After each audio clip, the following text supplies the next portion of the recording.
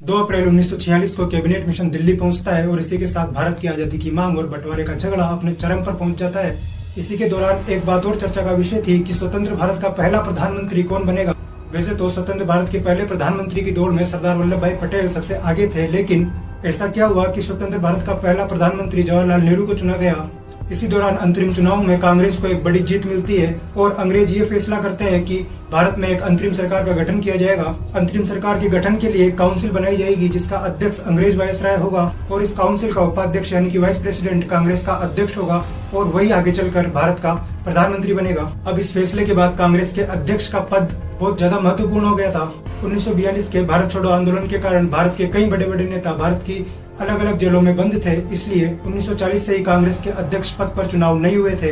1940 में चुने गए मौलाना अबुल कलाम आजाद ही अब तक भारतीय राष्ट्रीय कांग्रेस के अध्यक्ष पद पर कार्यरत थे, लेकिन अब अध्यक्ष पद का लालच बढ़ गया था और सभी बड़े बड़े नेता अपने नामों के दावे कर रहे थे। और तो और मौलाना अबुल कलाम आजाद भी अपने पद पर बने रहना चाहते थे। उन्होंने इसका जिक्र अपनी पुस्तक इंडिया विंस फ्रीडम में किया है। इसी दौरान प्रेस में यह खबर फैलाई गई कि मौलाना आजाद को ही कांग्रेस का वापस से अध्यक्ष चुना जाना चाहिए, लेकिन मीडिया में ऐसी खबरों के फैलने के कारण महात्मा गांधी मौलाना अबुल कलाम आजाद को पत्र लिखते हैं और स्पष्ट कर देते हैं कि मेरी पहली प्राथमिकता जवाहरलाल नेहरू है, इसलिए तुम एक बयान जारी करके बता दो कि तुम्हारा वापस से प्रेसिडेंट बनने का कोई इरादा नहीं है। और गांधी जी की बात का सम्मान रखते हुए मौलाना आजाद ऐसा ही एक स्टेटमेंट प्रेस में जारी कर देते हैं। तो यहाँ से एक बात तो ये तय थी कि अध्यक्ष पद के लिए गांधी का खुला समर्थन जवाहरलाल नेहरू को था, लेकिन इसके बावजूद भी कांग्रेस कार्य समिति के अधिकतर सदस्य सरदार वल्लभ भाई पटेल को ही कांग्रेस का अगला अध्यक्ष बनते हुए देखना चाहते थे। तो कांग्रेस के अध्यक्ष पद के लिए नॉमिनेशन की आखिरी तारीख 29 अप्रैल 1946 रखी गई।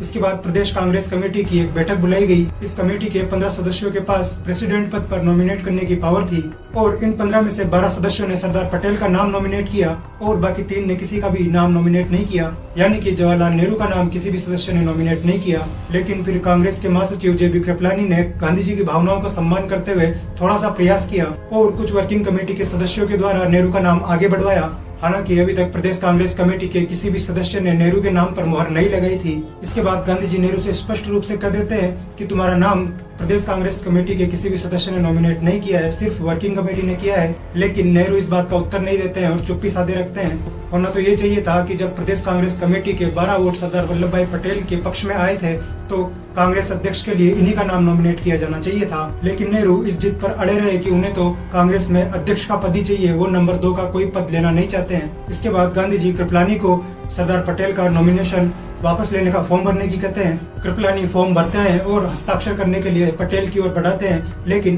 पटेल इसे गांधी जी को सौंप देते हैं। गांधी जी फिर से नेहरू की ओर देखते हैं, लेकिन नेहरू की तरफ से कोई भी पॉजिटिव रिस्पांस नहीं मिलने के कारण वापस वह फॉर्म पटेल को सौंप देते हैं, जिस पर पटेल गांधी जी का सम्मान करते हुए हस्ताक्षर करते हैं और कृपलानी जी को सौंप देते हैं। और अब जवाहरलाल नेहरू निर्विरोध कांग्रेस के अध्यक्ष पद के लिए दावेदार चुने जाते हैं। और ये तो हम सभी पढ़ करके बढ़े हुए हैं कि स्वतंत्र भारत के पहले प्रधानमंत्री चाचा जी जवाहरलाल नेहरू थे। और हम ये भी कहें तो गलत नहीं होगा कि लोकतंत्र की शुरुआत ही लोकतंत्र की हत्या से हुई थी।